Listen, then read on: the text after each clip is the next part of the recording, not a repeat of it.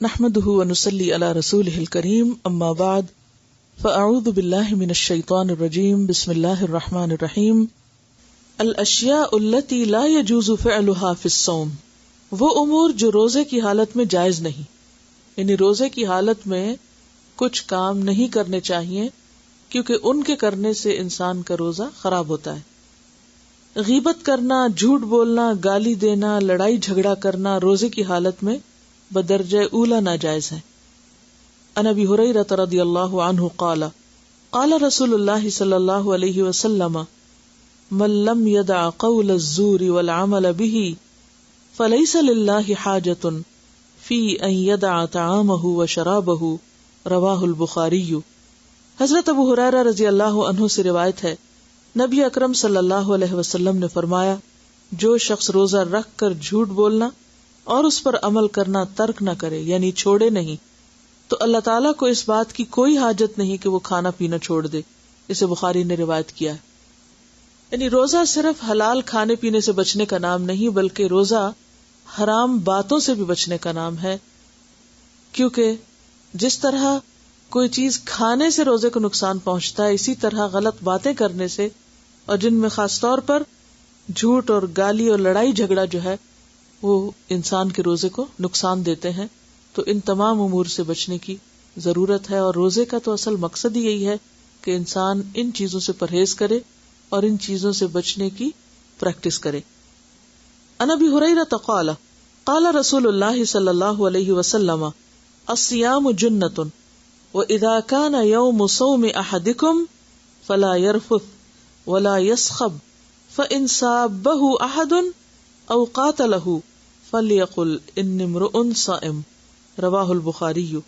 حضرت ابو ہریرہ رضی اللہ عنہ سے روایت ہے کہ رسول اکرم صلی اللہ علیہ وسلم نے فرمایا، روزہ ڈھال ہے، لہذا جب کوئی روزہ رکھے تو فحش باتیں نہ کرے، بےہودہ پن نہ دکھائے۔ اگر کوئی دوسرا شخص روزہ دار سے گالی گلوچ کرے یا جھگڑے تو روزہ دار کہہ دے کہ بھائی میں روزے سے ہوں، یعنی تمہاری باتوں کا جواب نہیں دے سکتا۔ اسے بخاری نے روایت کیا۔ تو اس سے کیا پتہ چلتا ہے کہ روزہ بذات خود انسان کو برے کاموں سے اور بری باتوں سے بچانے والا ہے۔ تو پہلی بات تو یہ کہ روزے دار کو خود سوچنا چاہیے، خود خیال کرنا چاہیے، احساس کرنا چاہیے کہ وہ روزے کی حالت میں کوئی بے حیائی کی بات، کوئی لڑائی جھگڑا، گالی گلوچ اپنی زبان سے نہ نکالے، اور نہ ہی کسی قسم کا شور ہنگامہ کرے، کیونکہ عربی کی عبارت میں لفظ یسخب ہے، یعنی بیکار کی باتیں، شور ہنگامہ اور نان سینس، ان چیزوں سے پرہیز کرنا چاہیے۔ اگر ایک انسان خود بچ رہا ہے لیکن دوسرے بے وجہ اس پر مسلط ہو رہے ہیں اور آ کے اس کو غلط باتیں سناتے ہیں یا جھگڑا کرتے ہیں اس سے، تو روزے دار کو کہنا چاہیے کہ میں روزے سے ہوں، یعنی وہ ان کی باتیں نہ سنے اور ان پہ توجہ نہ کرے، اور انہیں یہ بتا دے کہ میرا روزہ مجھے ان کاموں سے روکتا ہے، میں اس کام میں شریک نہیں ہوں گا۔ اور ویسے بھی اگر دیکھا جائے تو لڑائی بڑھتی ہے جواب دینے سے، ہاں میں ہاں ملانے سے، یا کسی کو بھی غلط کام پہ انکریج کرنے سے وہ غلطی اور خرابی اور بڑھنا شروع کر دیتی ہے۔ تو جب ایک شخص ان سارے جھگڑوں اور گالیوں اور فضول باتوں کے جواب میں ایک بات کہہ دے کہ میں روزے سے ہوں، تو بات آگے نہیں بڑھے گی، فلرش نہیں کرے گی۔ روزے کی حالت میں بےہودہ، فحش اور جہالت کے کام یہ گفتگو منع ہے۔ عن ابی ہریرہ رضی اللہ عنہ قال قال رسول اللہ صلی اللہ علیہ وسلم لیس الصیام من الاکل والشرب انما الصیام من اللغو والرفث فان سابک احد او جہل علیک فلتقل انی صائم انی صائم، رواہ ابن خزیمہ۔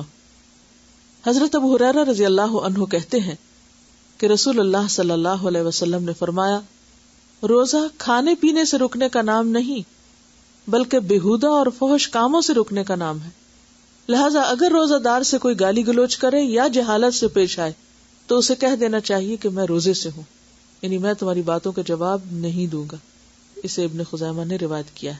تو اس حدیث سے کیا پتہ چلتا ہے کہ روزہ کھانے پینے سے رکنے کا نام نہیں بلکہ بےہودہ باتوں سے رکنے کا نام ہے۔ اس کا یہ مطلب نہیں کہ پھر روزے میں ہم کھا پی سکتے ہیں، مطلب یہ ہے کہ کھانے پینے سے رکنے سے زیادہ اہم بات یہ ہے کہ انسان بےہودہ اور فحش کاموں سے رکے، کیونکہ اگر صرف کھانا پینا چھوڑا ہوا ہے اور باقی سب کچھ کر رہا ہے تو وہ روزہ اس کا روزہ شمار نہیں ہوگا. اگلی حدیث عن ابی ہریرہ رضی اللہ عنہ عن النبی صلی اللہ علیہ وسلم لا تساب وانت صائم وان سابك احد فقل انی صائم وان كنت قائما فاجلس. رواہ ابن خزیمہ صحیح. حضرت ابو ہریرہ رضی اللہ عنہ نبی اکرم صلی اللہ علیہ وسلم سے روایت کرتے ہیں کہ روزے کی حالت میں کسی کو گالی نہ دو. اگر کوئی دوسرا گالی دے تو اسے کہہ دو کہ میں روزے سے ہوں. اگر کھڑے ہو تو بیٹھ جاؤ. اسے ابن خزیمہ نے روایت کیا ہے. یہاں باقی باتیں تو پچھلی احادیث میں آ چکی ہیں، لیکن جو نئی بات ہے وہ یہ ہے کہ اگر کوئی شخص کھڑا ہو تو بیٹھ جائے، یعنی اس سے بھی لڑائی نہیں ہوگی یا لڑائی آگے نہیں بڑھے گی.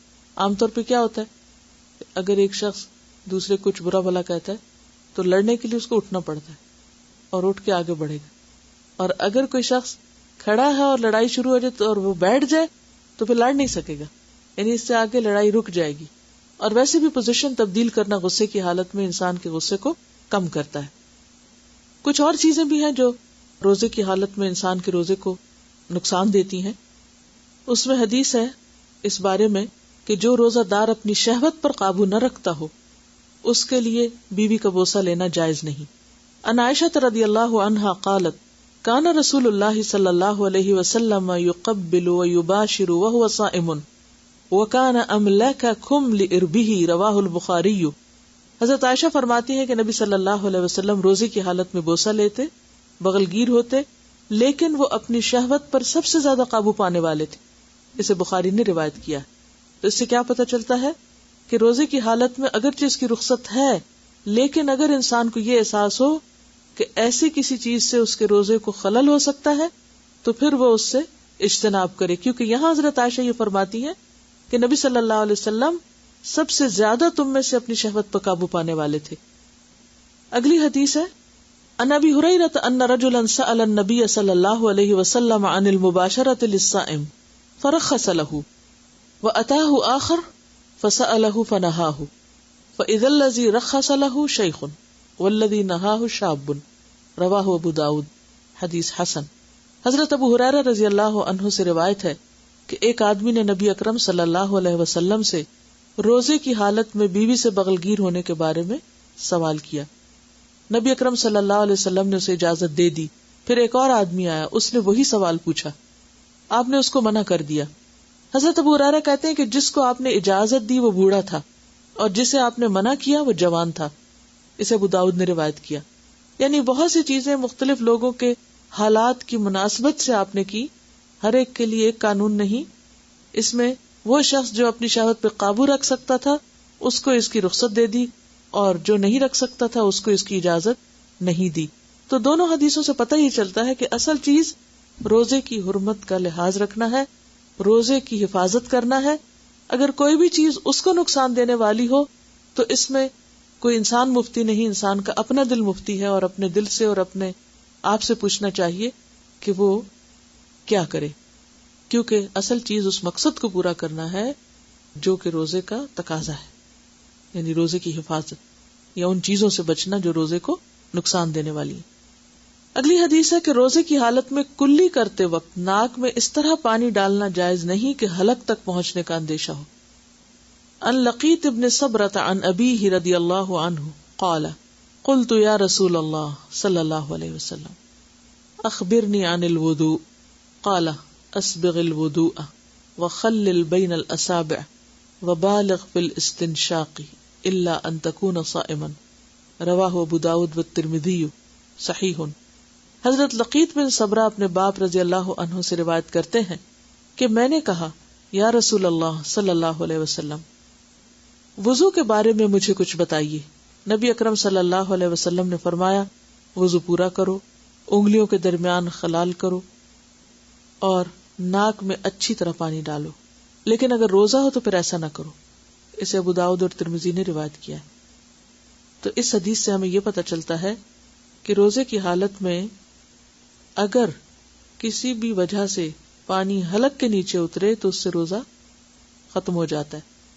اس کی ایک صورت یہ ہو سکتی ہے کہ انسان کلی کرتے وقت بہت آگے تک گلا صاف کرے، یا پھر یہ کہ ناک میں پانی ڈالتے وقت اتنا اوپر چڑھا لے کہ وہ حلق سے اسٹمک تک چلا جائے. تو ایسی چیزوں سے پرہیز کرنا چاہیے. اسی طرح یہ بھی بتایا گیا کہ انگلیوں کے درمیان خلال کرو. خلال ہوتا ہے خلل سے ہے، یعنی دو انگلیوں کے بیچ کا جو فاصلہ ہے.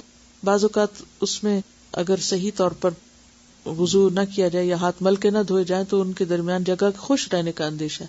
اور یہ صرف ہاتھ کی انگلیاں نہیں، پاؤں کی انگلیاں بھی.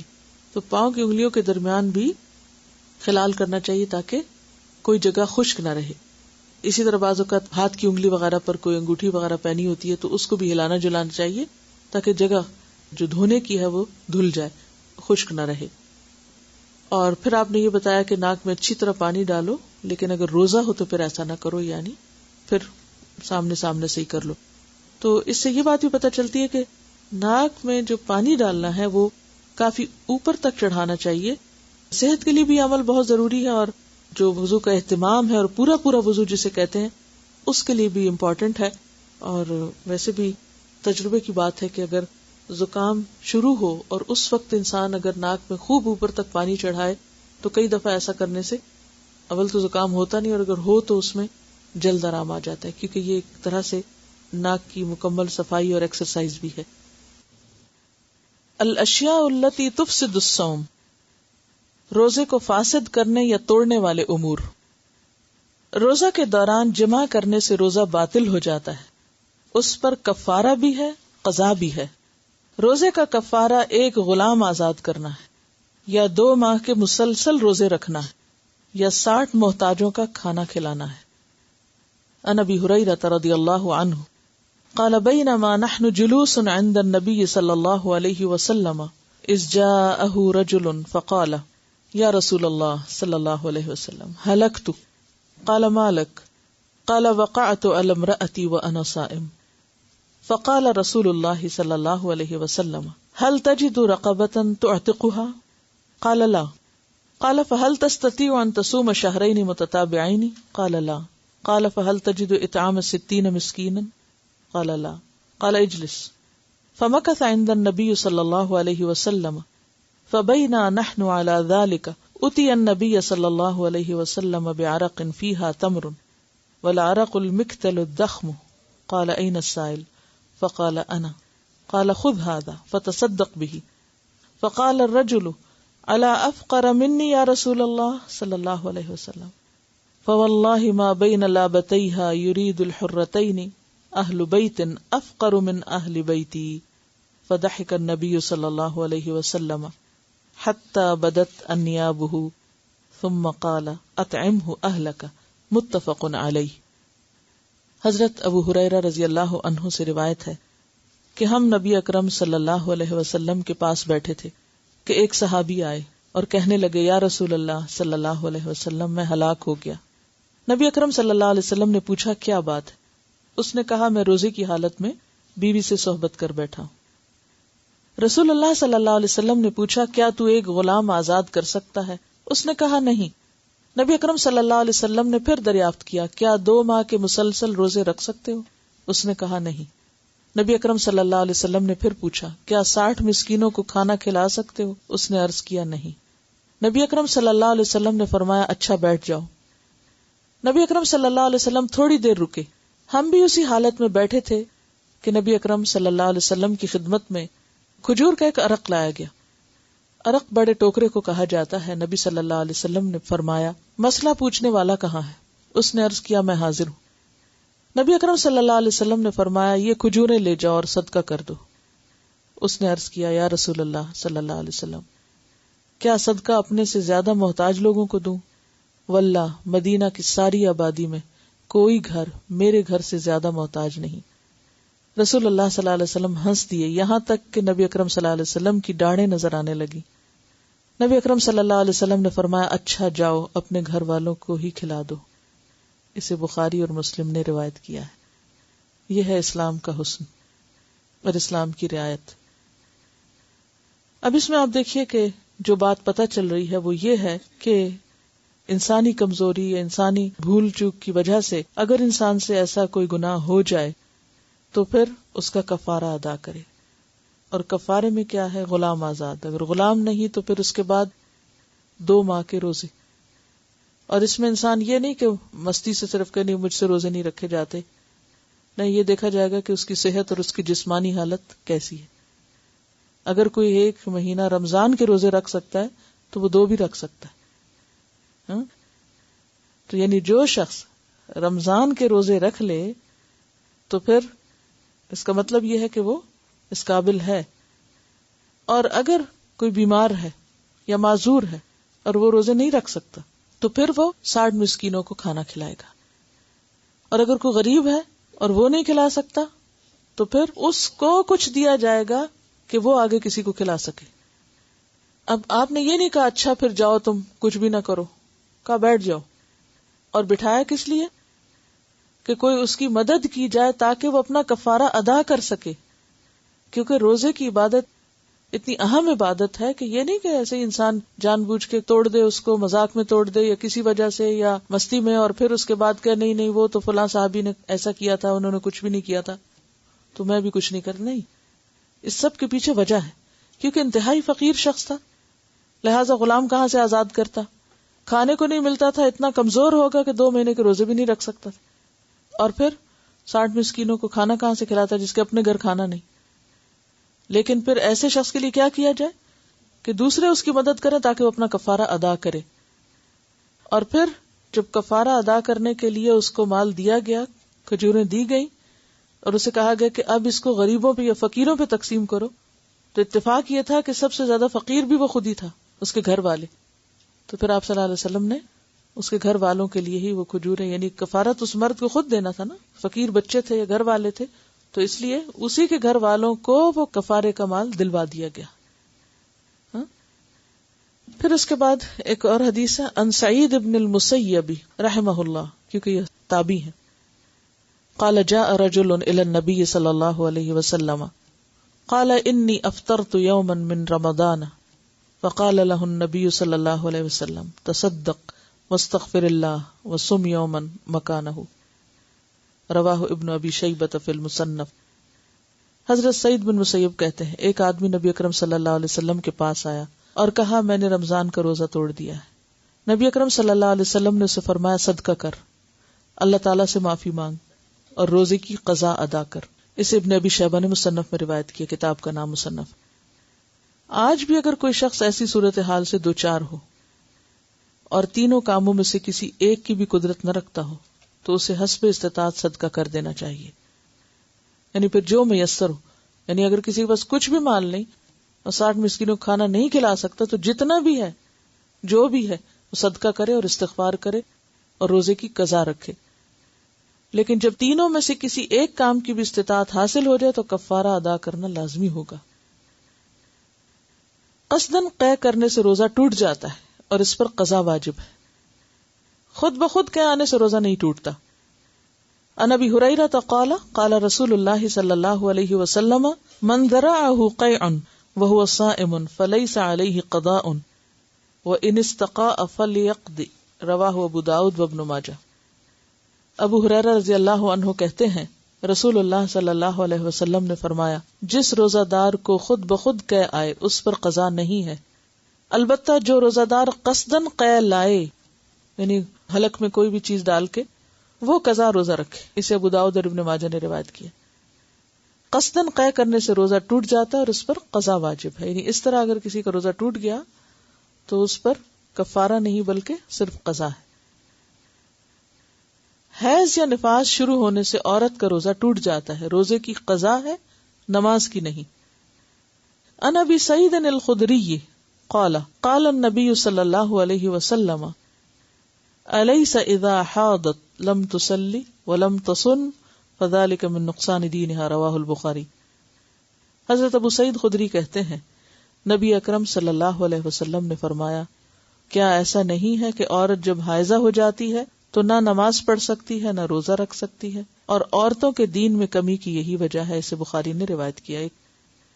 حضرت ابو زناد رحمہ اللہ کہتے ہیں کہ مسنون اور شرعی احکام بسا اوقات رائے کے برعکس ہوتے ہیں، لیکن مسلمانوں پر ان احکام کی پیروی کرنا لازم ہے. انہی احکام میں سے ایک یہ بھی ہے کہ حائضہ روزوں کی قضا تو دے